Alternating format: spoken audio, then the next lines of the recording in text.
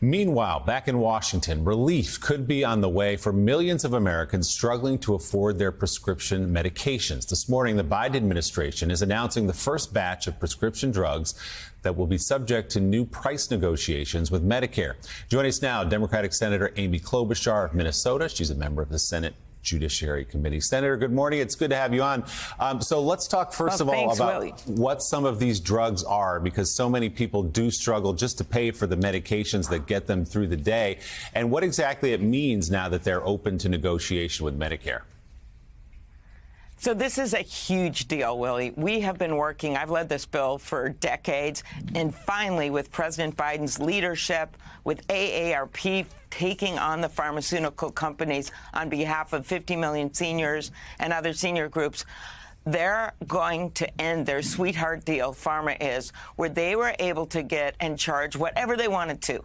So the drugs that have first been announced, these are just the first 10. Each year there's going to be more and more drugs, are things like Eliquis and Xarelto. Nearly 5 million people are enrolled in Medicare taking those drugs. That's for blood thinners dealing with heart conditions. Things like Jardiance and Januvia, which are diabetes drugs. Things like Enbrel, which is a drug for arthritis and psoriasis. So it's an incredible game changer because they have 3 lobbyists for every member of Congress. They have run multi-million-dollar ad campaigns in order to lock in their prices. And President Biden and a group of us in Congress, Democrats, finally said, that's it. We're taking this on, and that means negotiation, just like you have with the VA, for prices for 50 million seniors in America. So we're talking about drugs that help with diabetes, patients with arthritis, Crohn's disease, blood thinners that break up clots to prevent strokes and heart disease and things like that. These are very, as I said, critical drugs to so many people. So how does this work now? If I'm someone who's excited to hear this news because I take one of these medications, what changes and how soon?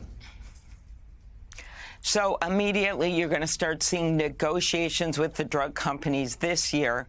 Then there'll be an agreed-on price. Remember, in the U.S., we're paying something like 250% more for our drug prices than other industrialized nations, and then the prices would take effect in a year or two. Now, the insulin cap of $35 a month, that is already taking effect. The $2,000 out-of-pocket limit, something else Democrats passed in Congress and President Biden led the way on, that's already taking effect. And free vaccines for things like shingles and pneumonia, those are in effect. Our next stop, of course, Willie, is to work on making sure that these prices we're going to see for Medicare are being rolled out for the rest of the country by passing additional bills. Senator Klobuchar, I would submit, perhaps I'm in error, but I would submit that if you wanted to take a focus group to get reactions, honest reactions from people, does government work for you or not, it would be in the prescription line at CVS. And I think the replies would be almost enormously negative. And you just indicated that after negotiations with pharma, that the drug prices will be adjusted, and many of them will be lower, and the price effects will take place in a couple of years, I believe you said. My first question is, what took so long? My second question is, why is it going to take another 2 years to get those prices lower? First of all, as I point out, a big game changer, insulin. You're already seeing that right now. Okay, remember this, the $35 monthly cap, and now you're starting to see it for people that are younger than Medicare age because it's put so much pressure on those major pharmaceutical companies to bring the prices down. Free vaccines, that's happening now. Out-of-pocket limitations, that is happening in 2025. These prices are set, the negotiated prices, to take place in 2026, but they could easily start hitting in early as the pressure on the market begins. And why did it take so long? Oh, my God. 3 lobbyists for every member of Congress from pharmaceutical companies alone. They are around every corner. They are at every cocktail party. And yes, they have exerted undue pressure.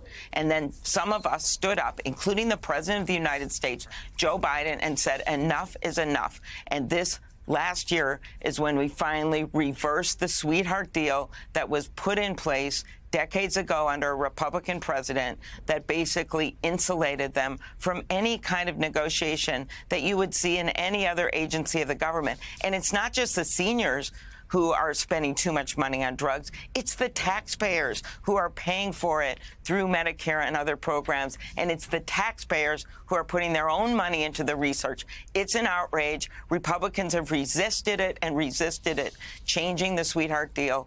President Biden got it done. Senator, this is certainly a positive step for Americans in paying for our health care.